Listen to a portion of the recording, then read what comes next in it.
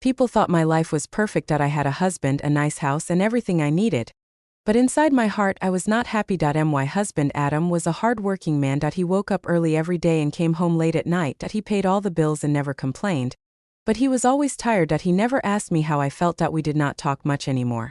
When we sat together, there was silence. Sometimes, I tried to speak, but he looked at his phone. Other times, he fell asleep while I was talking. I felt lonely even when he was beside me. I did not need more money. I needed love, attention, and care. But I did not know how to ask for it. Slowly, sadness turned into anger. I started blaming him for everything. I told myself, he does not care about me. He only cares about money. One day, I met Daniel. He was kind and soft-spoken. He listened to me carefully. When I talked, he looked into my eyes. Daniel did something my husband never did. He asked, "Are you okay?" That simple question touched my heart. We started talking every day. First, it felt harmless. We talked about life, dreams, and pain. But slowly my heart moved closer to him. I knew it was wrong that I was married. But I felt alive again. At home, things became worse. Adam and I argued more. He complained that I was changing. I complained that he never understood me. One night, after a big fight, he slept in another room. I cried alone that night. A dangerous thought entered my mind. If he does not care, why should I? I did not know this thought would change my life forever. After that night, I felt cold inside. I stopped trying to fix my marriage. Daniel became my emotional support. I shared everything with him. My pain, my anger, my loneliness. This was emotional infidelity. I was giving my heart to someone else. One day, Daniel told me he was in trouble. He said he needed money urgently. He sounded worried and scared. I wanted to help him. But I did not have my own money. That night, I saw Adam's wallet on the table. It was full of cash. My heart started beating fast. I told myself, he won't notice. He earns a lot anyway.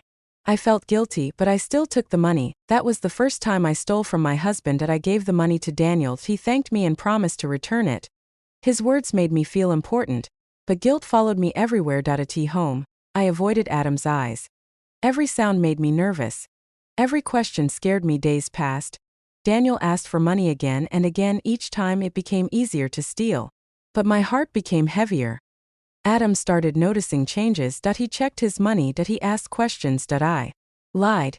Lying became part of my life. I was cheating emotionally. I was stealing financially. I looked at myself in the mirror and felt ashamed. This is not who I am, I whispered, but I was already deep in my mistakes. One night, Adam sat in front of me. His voice was calm but broken. "Do you trust me?" he asked. I could not answer. That silence was louder than any truth. Guilt does not fade with time. It grows. It follows you into every room, every conversation, every quiet moment. I felt it when I cooked meals. I felt it when my husband held my hand.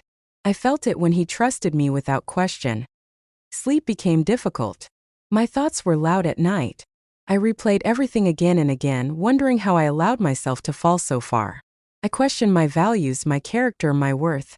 I was angry at myself, but also deeply ashamed that I started noticing changes in my husband. Or maybe I imagined them. A pause before he spoke. A longer look at my face. Every small thing felt like suspicion, even though he never accused me of anything. That fear was unbearable. I realized that infidelity does not end after the act.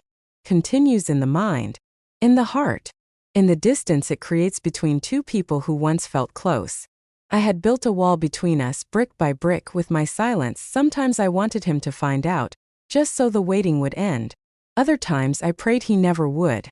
I was trapped between confession and cowardice, between honesty and fear. I understood then that cheating is not about love or desire. It is about unresolved pain, about avoiding difficult conversations, about choosing escape instead of effort. And I had chosen wrong. The person I hurt the most was not just my husband, it was myself. I lost respect for the woman I used to be. And that loss hurt more than anything else. I do not know what the future holds. I do not know if my marriage can survive the truth. But I know one thing clearly now. Secrets destroy more than honesty ever could. I have learned that loneliness should be spoken, not hidden.